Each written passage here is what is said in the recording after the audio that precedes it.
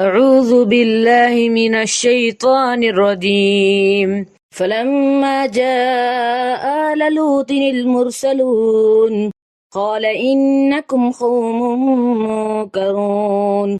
قالوا بل جئناك بما كانوا فيه يمترون وأتيناك بالحق وإنا لصادقون.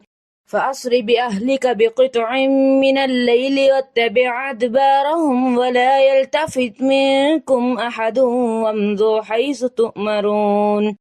وقضينا إليه ذلك الأمر أن دابر هؤلاء مقطوع مصبحين.